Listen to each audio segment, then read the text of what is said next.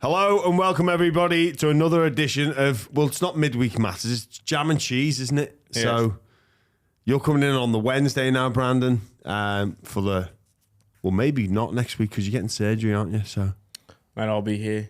You know, I'll put the bye around before everything. I know.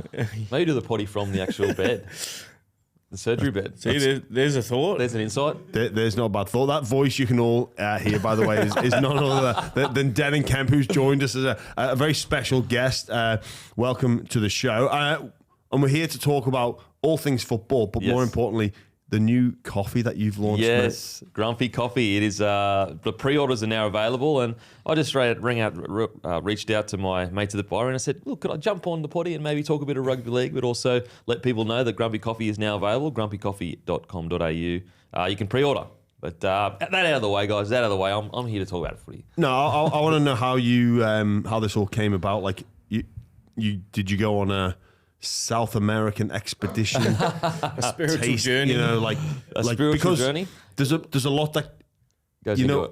because you know it's one of the things I love about Australia is the coffee culture. Yeah. Genuinely do. Speak to some people back home and they're like, oh, coffee's coffee, and I used to be that way. Yeah. Like, used to hate the Aussies that come over and complain about the coffee, but you know what you know. Yes. And once you're in, you're in. Yeah, absolutely.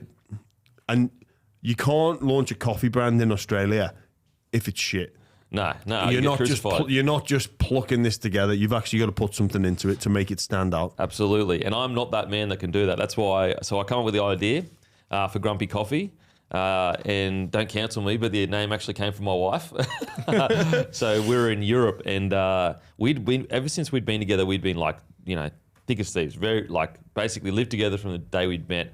And we'd always had our routine set. So basically, we'd never seen each other outside of our routines. Like, when she wakes up, she's got a shower, she's got the coffee, everything's set up. We went to Europe only 2 years ago, and we were in France, we were in Paris.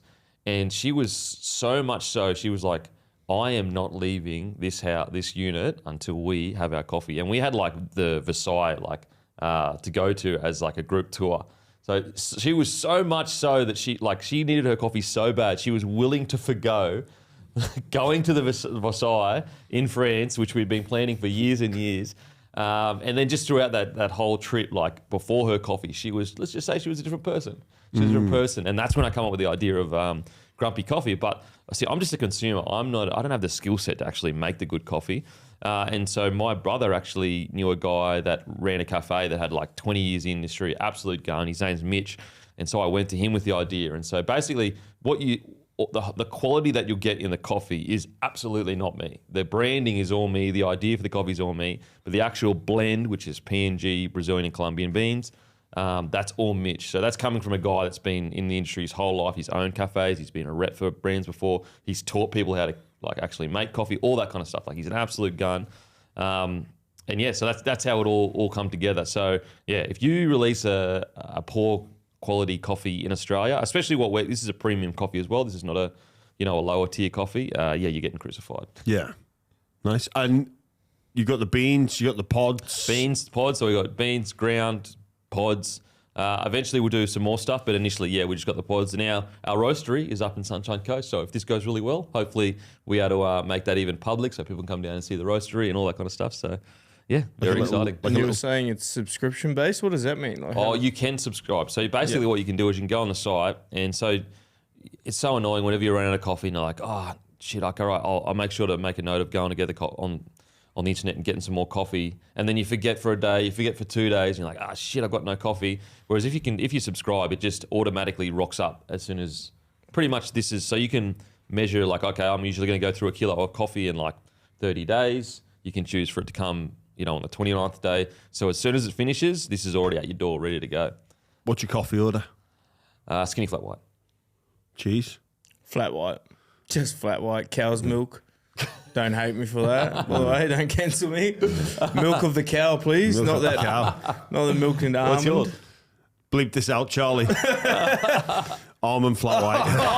Oh my God. Milk those almonds. cute, mate. man. Oh, my front row is ordering Why? that. Holy heck. Right, do you know what, cheese? I'll tell Here you we go, why, here we because go. there's a story, there's a justification behind this. So,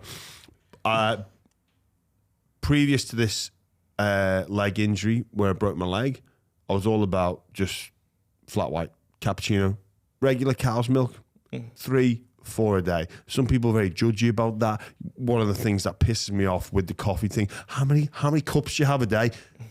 As many as I want. Or as many as I don't want.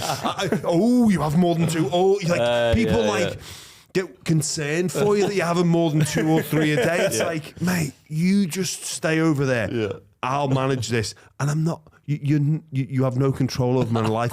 Like, you're not the coffee police, which pisses me off. Like, where they come at, and then I was enjoying a large amount of coffees a day on full cream milk, but that was fine. I was a professional athlete. Anyway, break my leg. Fuck. Gonna have to reduce the number of calories I take because I can't train as much. So automatically I'm gonna go into the long blacks. Look, couldn't quite get around the taste, but also bit of an issue paying $4 for a flat white and then $5 for a cappuccino. I'm like, the milk for $1 plus the I want my barista to work for them. Yeah, absolutely. You know what I'm saying? So like, you've got to put some work into it. Yeah. If you're ordering a long black, there's not much that work that goes into it. Yeah, you've got to get the beans level and all that jazz, but you're not doing anything with the milk. So you can fuck off if you think you're getting $4 from me for that. There's some barista rage here. Well, this is why starting a coffee company is great, because look how passionate the people are about coffee around here. A long black for $4 is almost as criminal as charging people like $4 for a pot of tea, because you don't have to do anything for it. Especially considering $5.50 for like a proper milky coffee where they put some work into it. Okay. So I went, you know what? I'm gonna go the almond milk train. Tried that. Work through it. Now I actually really enjoy the almond milk coffee. So that's the story behind why I turned into the person I actually used to hate. Onto the baristas working. That's what I hated about England when I went over there. Most of the coffee shops you went to, they'd give you like a long black and then they'd give you the milk or the cream on the side. It's like you have to do the work. Yeah, I don't like that. I hate that. Yeah, it's like, come on. You know what I mean? Well, if you get a long black with a dash of milk, No, when I went to York, I'd order like a latte or something, and it'd come out, it'd be just a long black, and then they'd give you a little teapot of milk on the side, and you just judge. But I do love that they give a lot of places give cream, which I do like a bit of cream. Well, also shout out to the boys, the Bash Bros. They were Fish and Leota. They were in the ad that we did when we launched it. Did they? So I'm wearing their kit right now. You can go to the Bash Bros Instagram and grab their kit, which is mad. It's actually hectic. I buy all their shirts. They drop. I'm glad I'm not playing them at the moment. That's great. Oh mate, it's going to be weird seeing them separate. I know. It's they've built such a legacy. When Fisher Harris goes, I know like every time a good Penrith player leaves and goes back and plays against them, like obviously Lenu, he got booed when he came onto Penrith Park last week. But when Fisher Harris comes back against the surely. No, you can't. You can't be booing Fish, surely. I mean, it's funny, I was at their joint the other day just doing some extra stuff with Grumpy at Fisher Harris's joint. And I don't know why I was like, oh, did any of the boys like put shit on you about the ad? Like, because usually when you do an ad in the group text, it's like, and then I was like, I'm talking to Fish and Leota. No one's putting shit on Fish and Leota. They both looked at each other and were like, nah, bro, we were sweet. And I was like, oh, okay, yeah, that does make sense. Being a winger, I'm kind of used to getting abused by rugby league players. So. It's interesting where their partnership will end up in the history of the sport, given what they've done at Penrith. Like, I don't know if I've seen a dominant like prop pairing. You know, you got your spine pairing or something like that, but a prop pairing, them two, they've done more than anyone in the modern era has done. Yeah. Well, I think we get, like immediately my mind goes to Petro Webby. Yeah. But when you actually look at what they've done, and also I think what's so unique about Fish and Leota, and I think what emphasise what they bring to the side is if you actually go back to the minutes they were off the field in the grand final, that's when the Broncos scored all their points. As soon as they came back on, that's when the Broncos couldn't keep up with the momentum that they were bringing. And actually, the Rugby League Guru, he did basically he went through all their finals game, because we've been speaking about Fish and Leota for like a couple of years now, saying that, it's that age-old curse of like, if you don't play Origin, you just kind of like don't get the same respect as people that do play Origin, because it's the pinnacle of the game or whatever. Whereas, anyway, so we've been huge fans of Leota Fish for a few years now, but he went back and he actually checked all their finals games. And when they're on the field, I think so whenever they're on the field, in total in finals games, it's like 116 to 20 points. Wow. So much so that when they're both on the field, so much so that even in that first grand final against Melbourne Storm, you boys, when they were on the field, it was 6-2 to Penrith. So even though Melbourne won that game quite substantially. And I was the cause of the 2 points as well. Fisher Harris hit me late. I was basically the hero of the game. Mate, I absolutely put it this way. I already reckon that they are one of the greatest front row pairings of all time, whatever era you want to put them in. But I reckon, yes, look, if they go and they win this grand final, or even if they get to their 5th grand final, I reckon you have to say they're the greatest pairing of all time. No, I don't think. And just to back that stat up, on just last week when Penrith played Roosters didn't score a point while they were on the field. Yeah, crazy. And also, they're the front row that beat Australia by a record margin. I don't think it's up for debate. Like, actually, I think we've solved it right here. Boom. I mean, I'm sure people in the comments might say, what about this? Well, I'm definitely not going to tell them otherwise. Well, put it this way. Do you really think Fish and Leota wouldn't go mad at Origin? Like, of course they're built for Origin. Mate, those two kick out. Yeah. Like, you'd look at those players if you're, Madge Maguire or Billy Slater, you're going like, have they got links? Like, how can we how can we get them in? But, on that, it is important that we don't allow them to play State of Origin. Oh, for sure. I'm of the opinion of like it's got to me. 100%. What is a Queenslander? What is a New South Welshman? Agreed. It's got to stand for something. We can't just have people. I don't think if you gave Fish the option, I don't think they would. at all. Yeah. I don't know about Leota, but Fish definitely wouldn't take it. And I just going back a bit, but I thought Leota could have won Clive Churchill against Parramatta in the grand final. He absolutely went after them, and Yep. Oh, that's another thing with those is like they have had the target on their back like for 4 or 5 years. Think about being a front row pairing where every other front row pairing is going, I want to put it on. Like they basically had a battle against Paddy Carrigan, Payne Haas, and Flegler, and come out on top. Like Paddy Carrigan, he first year in Origin won Wally Lewis medal. Payne Haas, like generational talent. Was it Leota that ran over Carrigan? At the start. And what I love so much about the two things is like it showed that Leota is still at the tippity top. But also I just loved how Paddy kept coming. He just kept coming after that. But yeah, I don't think it's up for debate anymore. I think they're the best front row pairing. Look, if you want to find like singular forwards, like if you want to go like Webke was better or like Petro was better, for sure, like Ruben Wiki, like you could even say Payne Haas, 100%. Like individually, if I was picking a team tomorrow, like to represent the NRL, I'd have Payne Haas in there. But that doesn't necessarily mean that those two, in terms of the combination, what they bring. So it's no wonder that no one put shit on them for the ad. Speaking of ads with footballers, there is. He'll hate me for bringing this up. John Bateman did a car advert when he was down in Canberra. It is gold. Like, it's one of the best things I have ever It's on YouTube seen. or something? Yeah, it's on YouTube. Okay, John Bateman car advert. He's trying to get rid of it, but it is out there. So listeners, go and check that out. You'd never buy a car off this man anyway, like, because you can barely understand what he's saying. But it's absolute genius. That is a third party worth its weight in gold. So Cam did get value for money there. I don't think the car company did, but for pure comedy value, they certainly got that value for money. Speaking of transport modes, the Cowboys, 100 grand from the NRL to get this private plane. I smell a rat here. Like, 100 grand. I'm sure it's not that much, is it?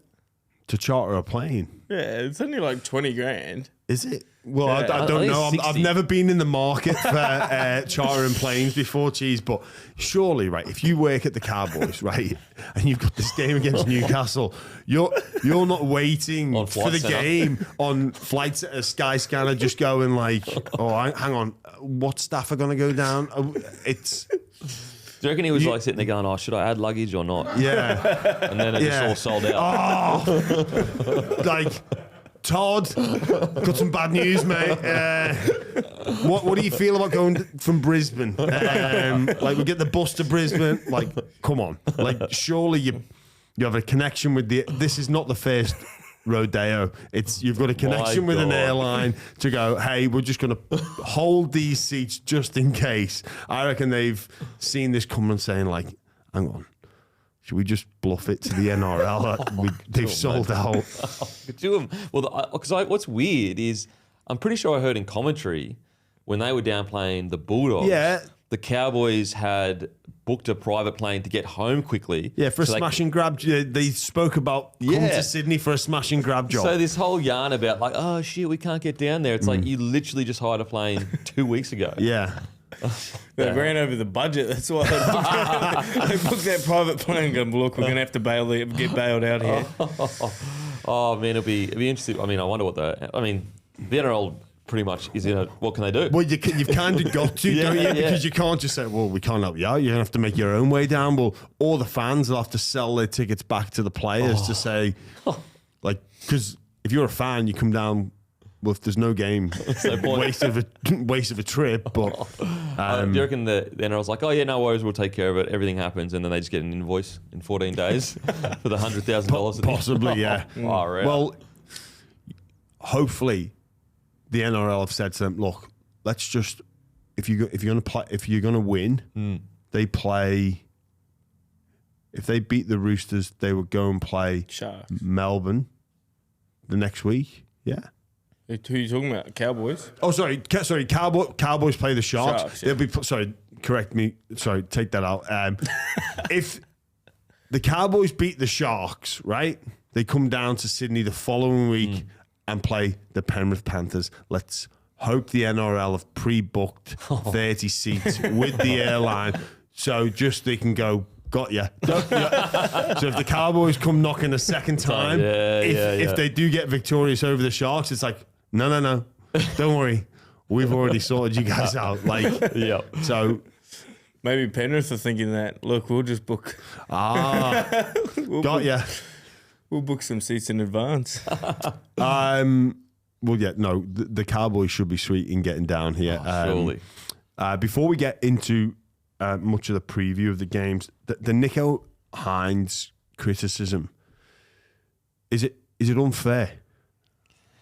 Oh, unfair's it depends what you mean by like unfair. You know, marquee player, he is the main face of the Sharkies. However, like if you're saying he needs to step up in big games, I can agree with that to a degree. Like I can look at it and go, as a 7 for the Sharkies, at the end of the day, even if he does play well, getting the win is all that matters. So I'm sure Nicho would rather play poorly but get the win. Because he's actually played well in finals games, they just haven't got the win. But like the rhetoric around him being dropped and replaced, I just don't understand it. Like when he arrived at the club, they came 9th or 10th. He came on about 600 grand from the Storm and played well. Played really well in big games for the Storm.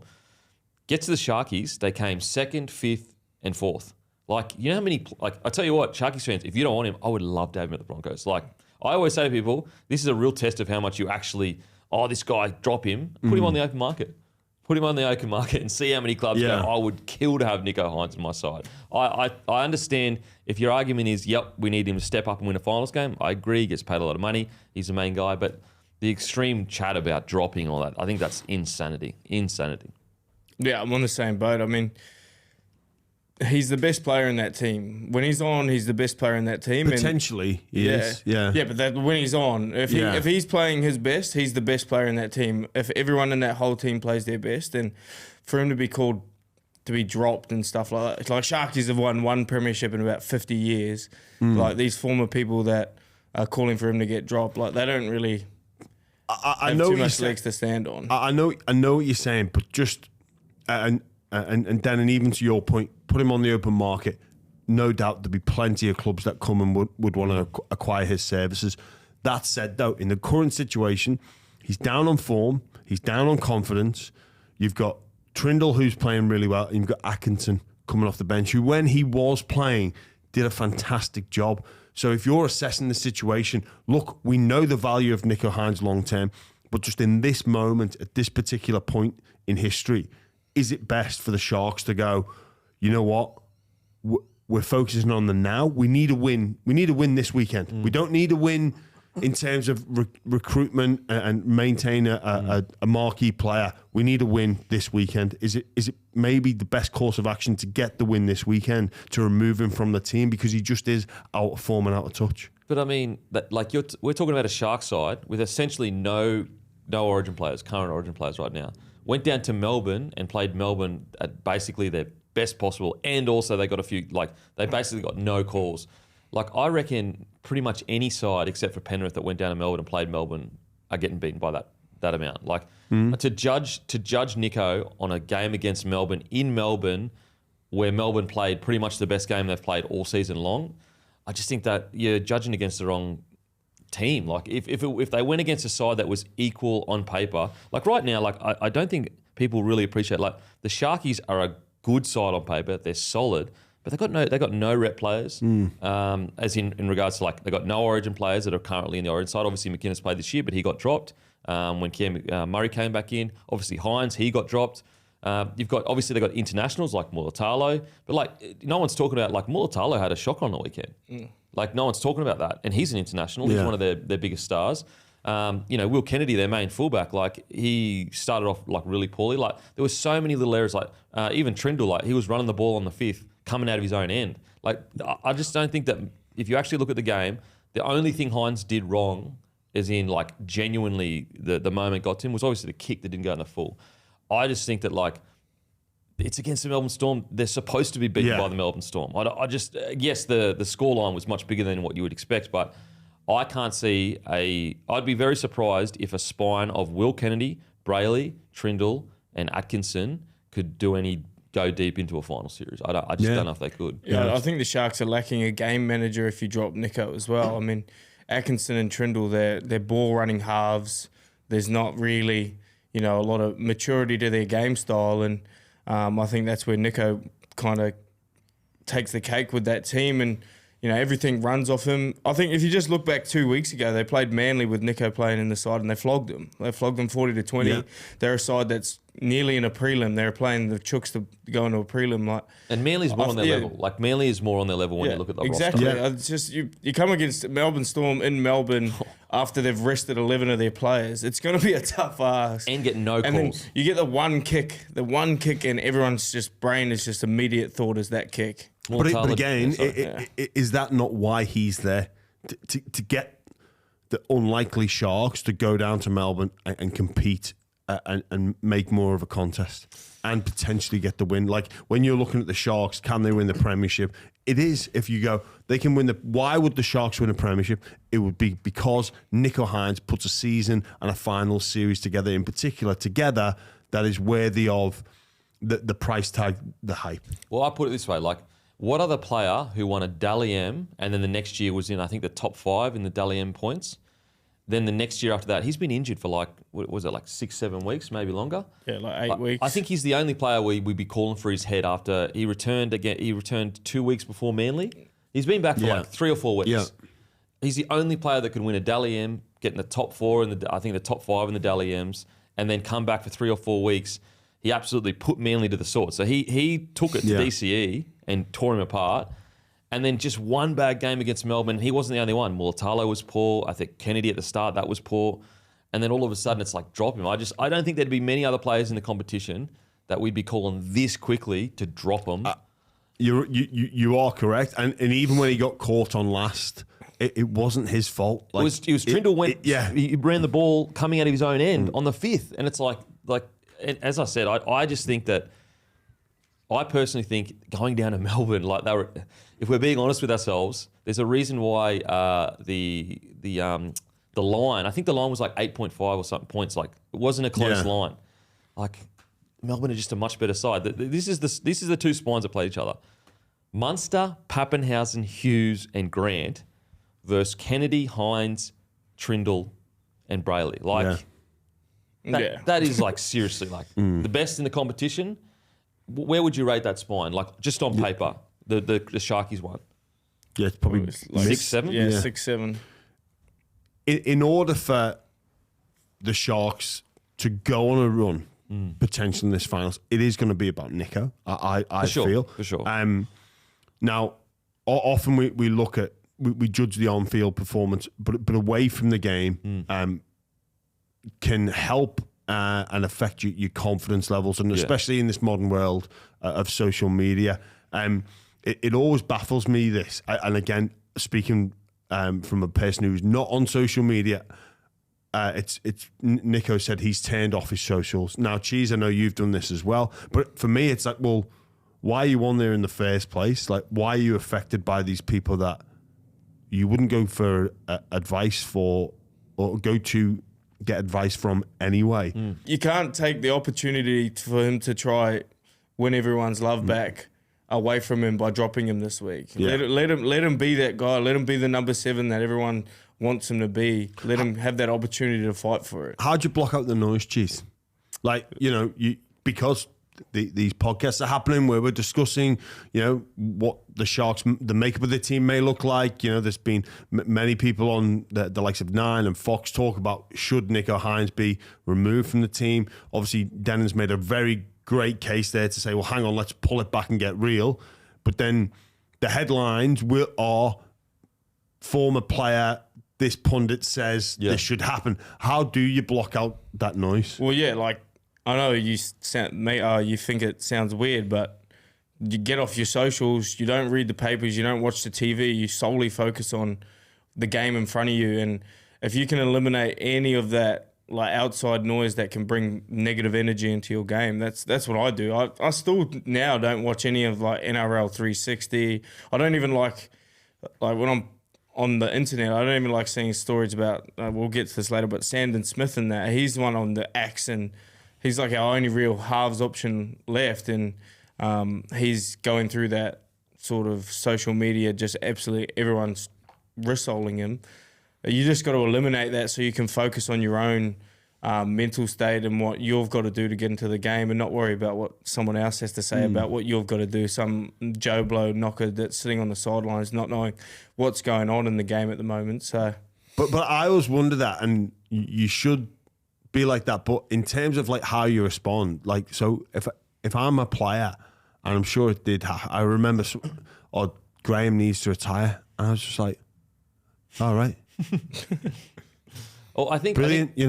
Well done. I'm not going to say he's wrong or like get an emotional response. It's just like, all right, brilliant. Let's just crack on. I usually just laugh it off. Yeah, like I try to use humor to get just laugh. Yeah. But at the same time, you gotta lock in on the game, and I think LeBron James, he deletes his socials every final series. I think in Hynes' situation, I think it stings because there's an element of truth. Like, he hasn't stepped up in a big game. So, when it comes to retirement, like your example, like, you've got all the facts in front of you. That's a very, not black and white, but whereas form, and also it is kind of true, he hasn't stepped up in a big game. I think that's when it does affect you, because it almost pisses you off, because what they're saying may be true, but it's coming from a person that, you actually don't respect, because you don't know what they know about rugby league. So I think it's when there's no element of truth that, I think you can kind of leave your socials on and see something that someone's written and be like, okay, whatever, bro. But I think in Hynes' situation, he's admitted, yep, for sure, at a clubland. I mean, we have to remember as well, he's had 4 games in finals as the leading half. Against the Roosters last year, he was outstanding. He was their best player. Yeah. I thought against the Cowboys that first year, he was great. I'm blinded by my like for him as a person, but I genuinely believe he's the one bloke, for some bizarre reason, that we are looking to drop, that's already done so much for this club. Look at the clubs that didn't even make the 8 this year. You got Rabbitohs, Eels, Broncos, Warriors. They came top 4 again. And also at the start of the year, when they were on top of the ladder, they won 5 or 6 on the row. That was Hynes. I get it. The arguments about finals footy and big games, I totally get it.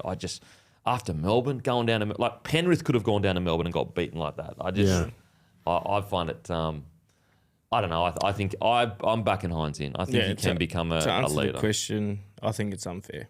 Yeah, fair play. Before we get into the finals preview, just quickly, the Broncos yet to offer Selwyn Cobbo an extension. I believe it's the same for Katoni Staggs. They would become quote unquote available from the 1st of November, I think they'll be on the radar of a lot of clubs.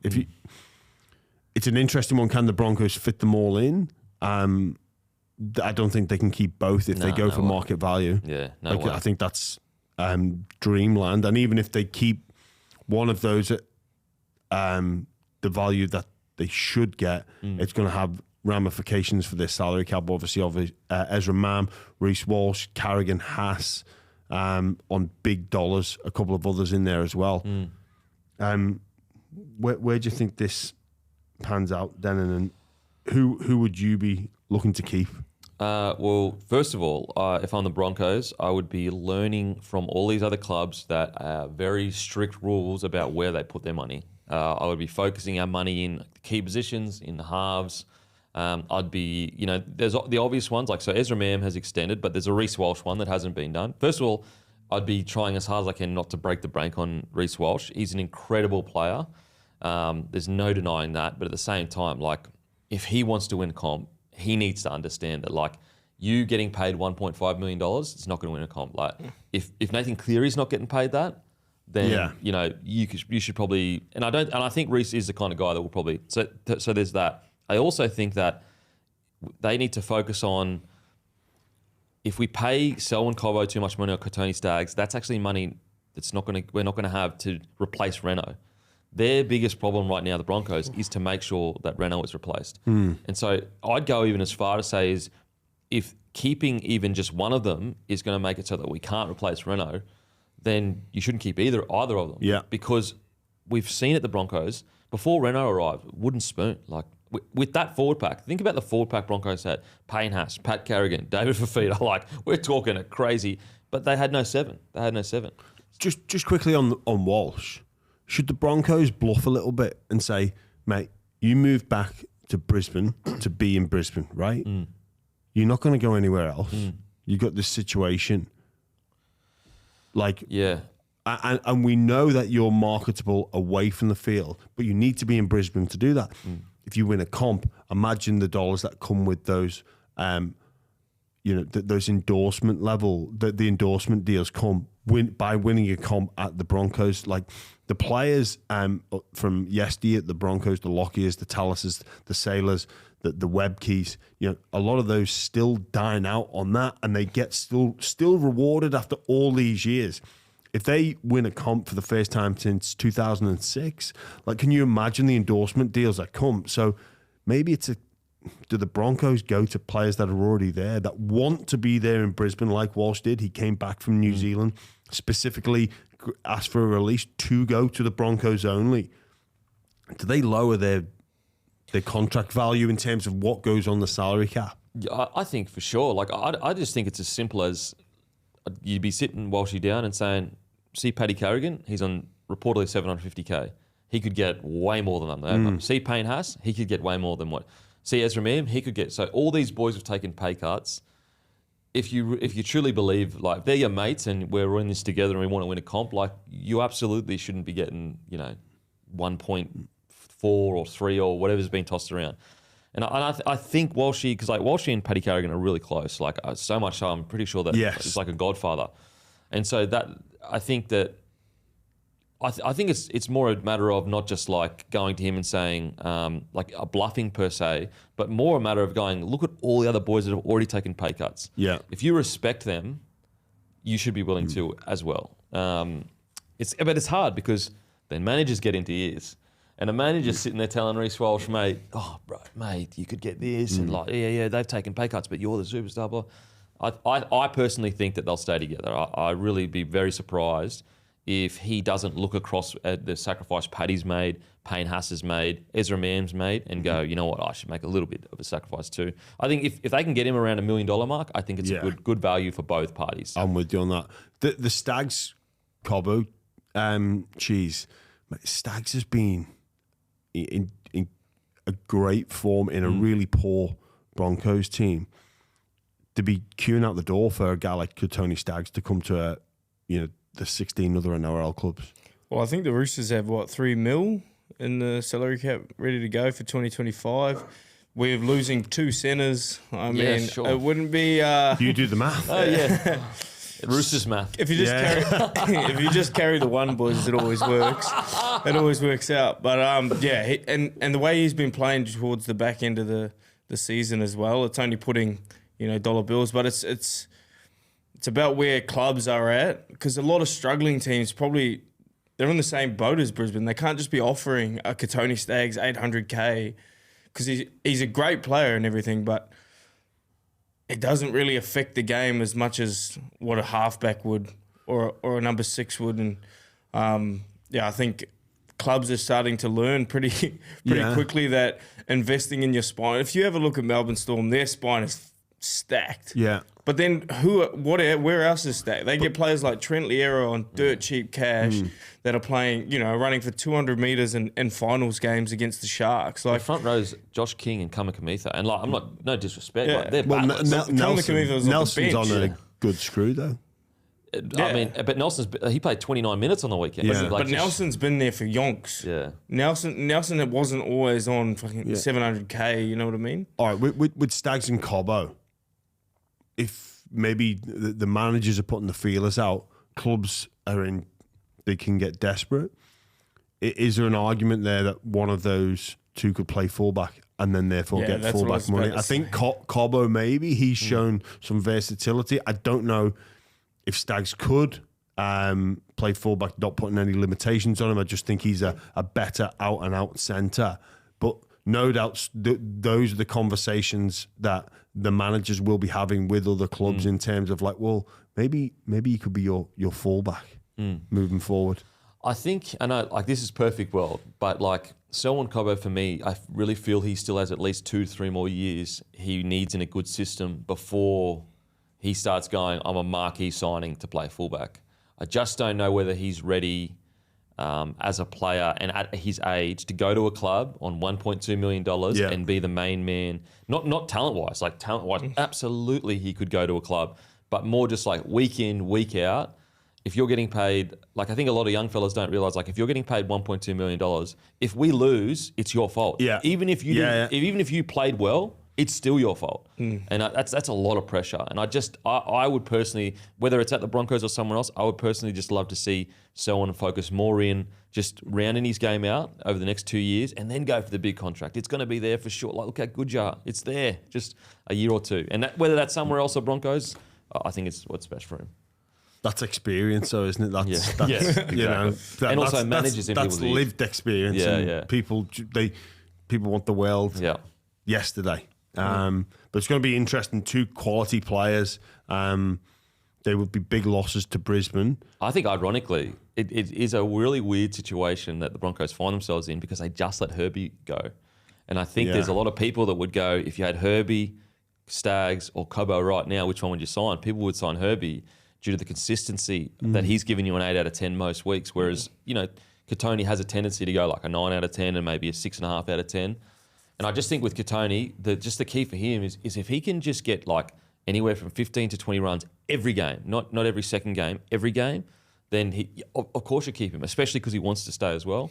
But yeah, it's that Herbie Flegler situation is, I think the Broncos will be sitting there going, you know what, maybe we could have moved things around to try to keep him. But is what it is. That's footy. Well, I think the Dolphins would be interested in acquiring both of their services. Like, I think they've got money, and the big bonus of signing for the Redcliffe Dolphins is you don't really have to relocate. Yeah, like that's massive for those two. Like, and I think Staggs has played for the Redcliffe Dolphins as well. So it's going to be interesting. They're the 2 highlights for November 1. There's no 7s available, eh? No, well, Pezzett, is he off contract? Did he sign with Dragons now? No, Pezzett and Ilias would be the 2 7s. I think Sexton as well might be. I think there's been like talk around him, people wanting him. I know Broncos were linked to him a little ago. Sorry, bro, but I would love him at the Broncos. I think Sexton's been unbelievable, and I think that he's such a good example of like the fact that he got, like, this is what's so crazy about the Titans. They obviously, the Ash Taylor situation happened, which was just like, terrible development. Anyway, so they get Fogarty in. Fogarty's like, yep, he's the man. Fogarty looks good, rah. And then Fogarty gets injured, but they just re-signed Fogarty on like a 2 or 3 year deal. So they bring in Sexton. Sexton kills it. Titans go, Sexton's the man. Fogarty, see you later. Fogarty leaves, takes Raiders to the top 8 finish. Yeah. Sexton leaves, takes Bulldogs to a top 8 finish. And you can actually pinpoint when Sexton comes into the side where Bulldogs actually, the defense was sorted, but the attack started sorting itself out. I think Sexton's such a good example of like, just give these young sevens a bit of time, like far out. Well, that's it. People want success yesterday. And with Sexton as well, like the season he's put together, especially during the back half when he came into the team, there's so much more improvement in his game as well. Absolutely. It's not like that's the finished product. He's 23. But again, people just don't want to accept, you know. Are you Nathan Cleary by 23? Nah, get out of here. Anyway, we'll crack on with the finals preview. Before we get into it, though, we've got a segment, all thanks to My Muscle Chef. We've got to figure out who's got to cook this weekend.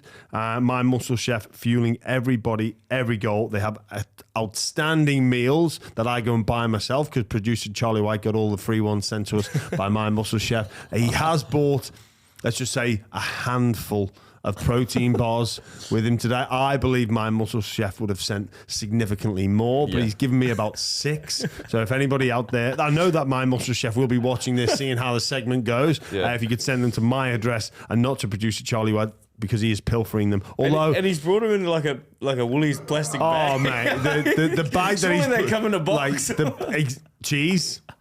I reckon he's gone to Woolies and just brought 6 of them and then brought them You're in. right, because they would send it in a box, not some tin pot plastic bag that Charlie...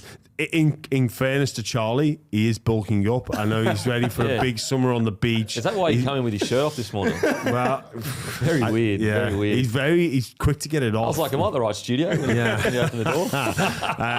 But yeah, My Muscle Chef. Who's got to cook this weekend? Cheese, I'll go to you first. For me, it's obviously someone from the Roosters. I've got Luke Carey. He got a bit frustrated early against the Penrith Panthers and with our young mate Sandon Smith, who's a great player. I don't want anyone to say otherwise. He's a great player, and I think he needs to alleviate a bit of the pressure off Sandon and let him be free and be able to play his own game, but just control the game better than we did last time. I think, got a bit hot-headed. I think we got a penalty for back-chatting the ref, which is very un-Luke-like, and I'm looking for him to have a big bounce-back game. Sweet. Denan? Who's going to cook for me? Obviously, like the obvious answer is Nicho. I want Nicho to cook. But for me, it's Trent Robinson. I just think that, if the Roosters were to go loss, like I get the injuries in key positions. Obviously, Cheese sitting right here. Absolutely, like that's a huge loss. And nearly any other squad, if you took out their 9 and 7, they're done. They're gone skis. But I just think Robbo's had such a good year by changing things around and getting the boys into the top 4 compared to last year where they were fighting all the way into the 8. However, since the back-to-back premierships, they haven't made a prelim. And I just think Robbo's a good enough coach, even without key players and the roster that they've got, to make a prelim. And it's just to reaffirm that, he's coaching now, even without his superstars, he can make the boys, he can get the boys up and take them into, at the very least, a prelim or a super tight loss. I think if Manly win convincingly, that's a bit concerning for me. So Trent Robinson's got to cook. I've got Cotter and Dearden cooking for me. Okay. A little combination. Yep. They're Cotter and his determination. That's going to be a big factor for the Cowboys. And I think Tommy Dearden, that just a little bit of substance, a little bit of spice, a little bit of flavouring can help it for the Cowboys. A bit of salt and pepper. If the Cowboys win, it's going to be down to a bit of brilliance from those two on different levels, if you know what I mean. So the Cotter with all the work that he does, but also a little bit of extra spice on. They're calling it the knee of God last week. The knee of God when it went off his knee and they scored. The knee of God. Yeah, as big as Maradona's hand of God. I reckon it's going to go as global as that as well. Yes, most definitely. But that is all thanks to My Muscle Chef. My Muscle Chef fueling everybody, every goal. And like I say, they do the fantastic meals, the protein bars, the protein crisp. I've had those before. They're unbelievable. Is next level. It somehow is good for you. But we'll get into that Sharks v Cowboys preview. Jesse Ramian in the extended squad, he would be a huge inclusion. Yeah, I think the Ramien's edge is the best defensive centre wing pairing in the competition. So that's another factor that obviously would be huge for Ramien to come back in. And also, like I think the outside backs for the Sharks are some of the most underrated outside backs in the competition. A lot of their stats are some of the best in the competition. I think their centre pairing has the most run meters on average between centres. I think that all of the stats line up for the Sharkies backs to be some of the best in the competition, and a lot of people wouldn't actually recognise. Like for example, Ramien, I reckon he was this close to making Origin this year. I really reckon Madge was sitting there going between Suoliti and Ramien, and obviously he went Suoliti. So he's a huge in, and I think for the Sharkies, you've just got to find a way to just complete. I would almost not even watch the negative stuff from last week. I just don't know whether heading into this game, thinking about all the bad stuff you did last week against a red-hot Melbourne Storm side, I don't know going against the Cowboys in an elimination final whether that's going to work. I think going into the game with that confidence that you had against Manly, you go back to that Manly game, they were so patient, they didn't get stressed, they didn't get panicked, they scored all their points in anywhere between the 60th to the 70th minute. I just think they've got to go in with a real confident attitude and not be too disheartened by what happened last week. Yeah, Ramien coming in would be huge. And you look back at the recent future of last week, but the long-term future, the long-term past, recent past rather, long-term past is they're 0-4 under Fitzy for finals games. Cheese, if they're going to change that and get the victory over Fitzy, what do you think they need to do? I think they need to forget about last week and just stick to the game plan that they've been sticking with for the whole year. I mean, they finished fourth. What they're doing is not working. You know what I mean? They've got a great game style. Like we said, they come across a red hot Melbourne Storm team. But I like Jesse Ramien being in because I like the fact that Talakai then comes off the bench and he becomes that Spencer Leniu ball terrier role, and he just changes the momentum when he comes on the field. I think they lacked a bit of that against Melbourne. They didn't really have a momentum shift. It was just sort of getting pummeled the whole game, and no one really came on and changed the momentum. And their defensive record is really good. They're a really good defensive side. And if they just get that right, not to worry about the attack too much, just get the defense right against the Cowboys, because points will come against the Cowboys. They've got a terrible points for and against. And the points will come. It's just worrying about the defense first. It's probably a different battle for the Sharks in terms of when you play Melbourne, you do focus on the spine. But then I think this time around, you're looking at the Cowboys, and the way that McLean and Tamalolo started the game was exceptional. Then Ruben Cotter, probably a team that do come through the middle a little bit more, there'd be more of a focus on those middle forwards. I think it's going to be an amazing game. The worry for both the Cowboys and Manly was it your grand final last week? Because it was a very physically and emotionally draining game. Fast. It was especially the Cowboys Knights game. That was fast. Can the Cowboys keep that dial going? Can they go up to that level again? Where the Sharks, I know they were beaten convincingly by the Melbourne Storm, but it's not as an emotionally taxing game. And when you concede so many points, it's almost not as physically taxing as well. You don't come out of it and go we should have won there. It's right, we'll dust ourselves down and go again. Where the Cowboys, they've been in recovery mode basically all week, and the worry is that catches up with you in the next game. We saw the Dolphins. They had that big emotional game against the Brisbane Broncos. That was a knockout final, basically the week before the finals. And then they play, 2 weeks before the finals. Then they play Newcastle in the same style of game, and that was them cooked. Yeah, and they just look flat. They look super flat. I agree with you, mate. I think with the Sharkies as well, it was 14-10 going in the break. There was a period of time where they had the ability to hold on. So there are some things that you can take away that are positive. In regards to the Cowboys, they just can't, they could have put the Knights away 20 minutes ago. It genuinely could have been an easy 13-plus victory. They had the Knights on the back foot. The Knights were incredibly gallant. They defended their line a lot of time, but there was a lot of knock-ons in the Knights, on the Knights line. And I just think with the Cowboys against the Sharkies, you're probably not going to be able to afford to do that, because The difference against the Knights is it's all around Kalen Ponga. If Kalen Ponga doesn't create points for them, then they're not creating points. Whereas the Sharkies, they actually have multiple ways of, scoring points. I mean, Brayley, I reckon Brayley's probably been one of the better dummy halves form-wise over the last 6 weeks. So it was a bit quiet last week. I was a bit surprised that I think Fitzy needs to give him a bit more control around the ruck. I felt like last week they were super erratic about where they spent their sets. The Storm were clinical. Like they'd identify a corner, like a corridor, they'd, 2 pass to it and they'd just stay there and they just work people over. Whereas the Sharkies was very much like, okay, 2 pass left, 1 pass right. Oh, okay, we'll go right again. And they just weren't working anywhere over. And I just think when they had games without Hynes, without Trindle, it was Brayley around the ruck that was just controlling the ruck. And I think that if Fitzy makes any tactical changes, I think it needs to be Brayley coming out of the Sharkies' ends, needs to control it. Like wherever they're going to end up, almost similar to what Cameron Smith used to do at the Storm, where he would control coming out of their own end.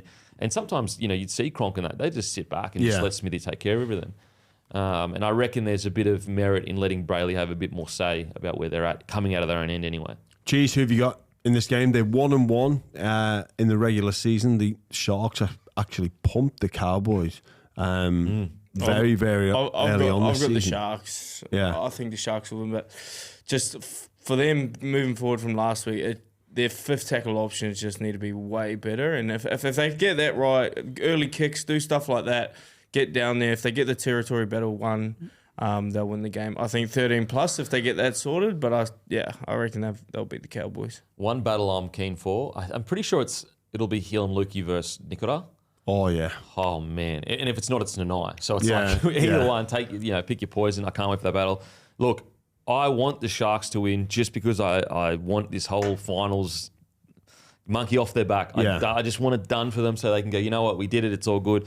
And actually this year they actually have beaten a lot of top 8 sides, whereas the old knock was they couldn't beat top 8 sides. However, again, I lean very heavily into like quality of roster. And you look at this Cowboys roster and it has like the most origin players of any team in the competition. Dearden, origin player, Cotter, origin player, Holmes, Nanai, Drinky was called into camp. I just think the Cowboys at their best might be just a tick too good for the Sharkies, unfortunately. I've got a feeling this could be a bit of a shootout, this game. If you look at how the Cowboys generally play, they like to attack. They don't have as much of a focus on defence. I think fatigue will play a factor. Obviously, the Cowboys travel to here. The Sharks have travelled to Melbourne and back again. I think this could be a shootout, which could be dangerous for the Sharks if it turns into that. Oof. You don't want, Scotty Drinkwater. You don't want to be playing Drinky in a bloody shootout. Bloody hell. That's why I think the Sharks will win. I think their defence is really good. They've got really good defence, and the Cowboys don't. No, defence wins big games. You've got Sharks, Cowboys. But to be honest, in my last 8 weeks of predictions, I think they've all fucking lost. I don't know. Well, to be fair, the prize for winning this game is Penrith Panthers. So you know what we've called it on my show? It's the fist bowl. Because whoever wins is getting fisted by Storm or Penrith. It's hard to see either of these two. Actually, to be fair, it's hard to see past a Penrith Melbourne grand final. With all due respect, it's hard to see past that. Yeah. But sport's an amazing thing. It's why we love it, because there's things going on in all 6 teams' dressing rooms, the 4 teams especially that are playing this weekend, that are all saying to each other, we can do this. Yeah. We can do this. They're going to doubt us, but we can do this. And I reckon Cowboys are the only one that I look at their roster and say, could this team play 2 80-minute games? One more 80-minute game to get them into a GF against maybe the Storm, or would it be Penrith or Storm in the grand final? But it's probably the fist bowl, I'll be honest. Yeah, I'm going to take the Cowboys. Oh, I got him. I'm going to take the Cowboys. Hopefully the Sharks fans actually get their asses over to Allianz. It's not that far, Sharks fans. Oh, mate, the Shire, it's a beautiful place. Hard to leave. It is a beautiful place, but if your team's playing in Paddington... What do you reckon about that? What do you reckon? I reckon it's... I get the whole argument. Biggest stadium, it's finals footy, want as many people as possible. But I just personally believe you've played the whole year to get the advantage. I reckon you should play it at your home ground. Yeah, but not if your home ground holds 11,000 people. Hey, bump the ticket prices. Mate, no. You've got to play at Allianz. You have to. Okay. You reckon you're going to sell out Allianz? No, you're not going to sell it out, but you're going to get more people there, and you've got to make it look important. You've got to aspire to have these But the stadiums boys full. work all year for that, though. And they had their final, they had their home final. They're playing against the Cowboys, who are out of town team. They got a private flight though. Private flight also, but the Sharkies have played more often at Allianz this year than the Sharkies haven't played there all year, and the Cowboys have got a good record at the. They beat Allianz. I remember they beat the Roosters there. Yeah. No, you've got to play it at Allianz. Okay. Thanks for reminding everyone. Yeah, you've got to play it at Allianz. 16-4 up at half time. Thanks for reminding Well, I thought everyone. I know. I remember that game. I thought it was over. Yeah, I called it. I'm going to go with the Cowboys. Yes. It should be a great game, but definitely got to be played at Allianz. You just No, I totally disagree. Yeah, I reckon. I totally disagree. Final, because look, I get it. If everyone, like the fact that someone's home ground is that already, and they get to play their home ground, and the other team doesn't, that's where I go. I just don't think it's fair. Let's just hope it doesn't rain again, because Allianz with the rain is. That was a shocker. You know what? You make a good point there, Chief. Mate, if it rains, it's going to be a dangerous game. On to the Roosters Manly game.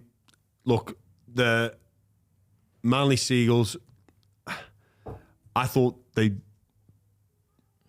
I thought the Bulldogs were the better team. 100% they were the better team. They showed a little bit of class in the final moments, which is what these final games are all about. I thought they were battered. They were like the tactics employed by the Bulldogs in terms of the limit of the back three that of Manly had, and then therefore the what happens, the consequence of that is the forwards, it's harder for them to get behind the ball. I don't know if the Roosters can have that style of game plan. I think they'll look at it differently. I actually like how these two teams match up. I think it's going to be another fascinating contest. Cheese, the Roosters, talk of a reshuffle. I'm of the opinion Manu should come into 5'8". It's been shut down. Sandon Smith then, therefore, will be running the team. What sort of role is he going to have to play if the Roosters are going to advance? I don't think he'll be running the team. I don't think. Okay. I think if Luke Keary's going to be the one running the team, and it's interesting. Like, I don't know whether Victor Radley's back. Like, there's talks of him being back. Oh, he's on the extended bench, isn't he? I've seen him training, but not on the side. Well, if someone knows, it's going to be you. Yeah. Well, so is he going to play? It's actually not going to be me because with the knee. Out of the three of us here, you're going to have more. I went to training for about an hour. It was too sunny. I was starting to get burned. I went, mate, I'm off. I can't really do much. But his role. It's just not trying to overplay it, not trying to listen to the hype. But the game's not going to be won by Sandon Smith or Luke Keary. It's going to be one in the middle against Manly. That's last time we played Manly, we won. The game before that, we got smoked by their middle, and it was the start. The start is so important this week. I think if it hasn't been the talking point at training, it's a very dumb play by Robbo, but it must be. The start is so important, and against Manly, it's even more important. They came and kicked us in the face in round 2. Their forward pack rolled straight through the middle of us, and having Jared back and that inspirational leader, and hopefully he can stay on the fucking field for more than 20 minutes. That'd be awesome. But I think it's all to do with the start, not to do with the halves. Could be his last game in the NRL as well. Yeah, could be. Hopefully he doesn't. Please, Terry. Listen, I think, first of all, Manly's first 20 is usually their best footy. You go back and look at, especially the last month of footy, they score most of their points in the first 20. But in no planet, this Roosters forward pack on paper should be getting dominated by the Manly Seagulls forward pack on paper. Now, obviously, footy is about more than on paper, but that was my biggest shock last week.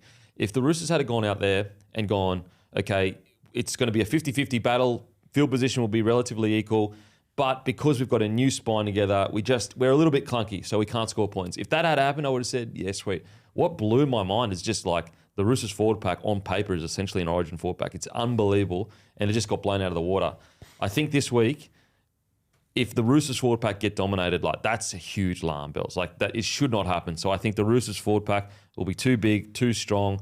I think that they need to almost not even worry about scoring on the edges. I think they need to be super high tempo, short passing around the ruck with Teddy, Manu, just flooding the middle. Flooding the middle. To be fair though, Manly's pack is read them out. Like we've got Paseka, who, like I was saying before the game, I'd love a time machine in order to play, and then I saw Paseka. I was like, actually, No, thanks, sir. fuck that. Like he is a monster of a man. You've got Nathan Brown coming off the bench, Aloye coming off the bench. Starts with Lodge. You know, you've got Jakey Tebojevic in there as well. Ola Kawatu, he'll be up against Keary and Crichton, won't he? Like that's a matchup. Poor old Luke Keary was in the washing machine last week. Liam Martin did a number on him. Like Ola Kawatu, they've got one of the key points. I know you say about the middle, but one of the key points for the Roosters, you got to think about what opportunities will Manly be looking for, and it will be to exploit Luke Keary and have Ola Kawatu on top of him. For me, that's a huge concern. But then you got Angus Crichton on the other. I think it cancels each other out. Like I think Angus Crichton's probably going to win Dally and Back Row of the Year, so you could argue that he's better. Well, they'll be up against each other. That's what I mean. Like, so you've got the one focal point of Manly's forward pack that is genuinely like top tier. Roosters have better. I just think on paper, as I said, you know, rugby league is about way more than paper. I just think the Roosters forward pack is substantially better, and I don't mean like, you know, they need to have 60% possession of the ball, but at least like a 55% field position win over the Manly Seagulls, because like we have like the fact that Manly's forward pack got dominated by the smaller-ish forward pack of the Bulldogs. I mean, surely Roosters can do the same. Surely. But the way they did that though, Denan, was not just line speed but kick chase. So they put it to Hopewati, and every time he literally caught the ball, they were on top of him. Talau and Hopewati both ran for under 100 metres, which is such a rarity in the modern game, where both wingers don't get over 100 metres. You think you're going to be able to, like, when you've got guys like Tupou, you've got Dom Young, you've got Suoliti, Joey Manu, like, good luck keeping them in their own. Yeah, I know, but from a Manly point of view, I don't know if they're going to get the same level of attention as a back five as what the Bulldogs brought to the contest on Sunday. Manly. Yeah. I just think that like the Roosters, when it comes to field position, I'd be it'd be a really disappointing game if they don't at least win that. And if you look at the kicking game of the Bulldogs with Burton and Sexton versus Keary and Sandon Smith, that's one weakness. It is going to be a little bit different, I feel. One of the issues for Manly, spoke about the potential dropping of Nicho Hynes. I don't understand the Tommy Tebojevic situation at the moment. Like, because he's injured, you reckon? It's not just his I think it's his knee. And I think Seabold must have been watching in the coach's box and going, should I make a change here? Should I put Ben on? Should I bring Tommy off? Because I know he had an involvement in the Kohler try. And I know his presence is very valuable on that field. But it was getting to the point where, watching the game live, the ball was coming to Tommy out the back, and he was harbouring the attack. He was hindering the attack. He couldn't accelerate in. I think there was once he passed it along the line to Hopewati and he got bundled into touch, where Tommy Turbo, full fit, doesn't pass that ball. He goes and takes on the three. The extra week will be enough? Because I agree with you, mate. I thought 70 minutes into that game, you could say it was wrong to play him. Yeah. I think it would be fair to say, Seabold, you probably should have rested him for another week. Now, it's hindsight. Or realise straight away, hang on, mate. Not straight away, maybe realise about the 60 minutes. Yeah. We need to get back into this contest. Let's put Kohler at fullback and Ben Tebojevic in the centres. Yeah, I agree. Like, I think you could have, and granted, it would have been hindsight because we'd seen him play for sure. I pay that for sure. I think an extra week, I wonder, it's going to be interesting to look at what the bench is. I think Seabold heading into this game will probably be aware of that. I think, and he'll probably put someone on the bench for exactly that reason. I reckon it'll be Ben Tebojevic. Yeah. He's one of those back rowers that can play in the centres, and then you move Kohler to fullback. But even on the Stephen Crichton try, like, Tommy just looked like he hesitated. He didn't look like he wanted to put his arm out to brace himself. And he didn't have that level of acceleration to sprint because he was caught on the other side of the ruck. And I don't know. It'd be because they say it in the Northern Beaches, no turbo, no title, and I think they're right. But then you've got this big you've got this big decision to make. Like, you can't not play your best player. Yeah. And he's important because Manly, the way they play, it's an expansive style of footy. Like, they'll shift on second play off a kickoff a lot. Yeah. And Turbo's used on the sweep run. I don't know. Yeah. Don't want to give out the Roosters tactic now, but the sweep run, and like, if he's not fully fit, the play's not going to work as much. And what they do is they expand the defence, they stretch him out, they stretch the forwards, move him around, and then they use their big men through the middle. And they'll just keep doing that throughout the game, and it just tires out the middle. But if Tommy's not fully functional 100%, it kind of hinders that attack, like you guys were saying. So it's interesting to see what they'll do.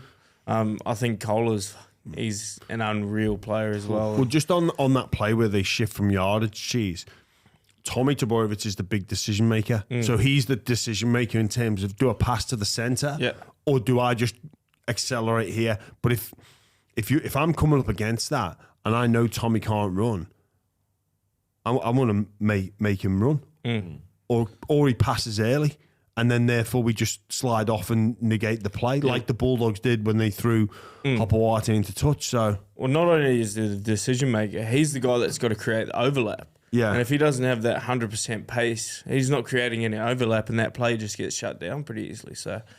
Yeah. It's such a smart kind of set plays when Tommy is fully fit, because you've basically got a guy as big as a front rower on the edge. Yeah. So even if he does decide to take that hit up, you've got a front rower pretty much on a halfback. And the other aspect of their game plan, when they come through the middle, Tommy takes that play 4 into 5, which usually is a quick play the ball. But you could see again on the weekend, he took a few of those runs. And I think that's one area, though. Let's just assume he is good. That's one area I do think Manly could shift the big forwards of the Roosters around a little bit. Land on Sandon Smith and Keary, because they're not the biggest halves. If you just keep landing on them, you're going to get momentum eventually. Like most halves, but you suggest Keary and Sandon are smaller on the smaller end in the halves. That's an area where I think Manly could potentially find a lot of like meterage coming out of that end. I'm backing the Roosters forward pack in. I reckon Hargreaves comes back. He's a spiritual leader. The line speed's going to be hectic. You go back to their game. Yes, the Manly Seagulls ended up scoring like 30 points in the second half or whatever. But when Roosters were on, they just completely dominated them. That second game when they played against each other, at Allianz. I think Jared's a huge in as well. Yeah. In moments like this, games like this, the emotion as well, the motivation for the Roosters to play well. Like, imagine sending him off his last game like that. Yeah, I know. It's a huge in, and he's a big game player. And he doesn't like Manly either, does he? And it's good to have someone that backs the Roosters on this podcast, because we've got some bias-ass dog fans over here. You hate the Roosters? Mate hates the Roosters. I wish we were playing you. Mate, imagine that. If the Dogs had won, we'd have been into each other, cheese. That's great. It does sound like mate, that. he hates them. I don't know what it is. That's weird.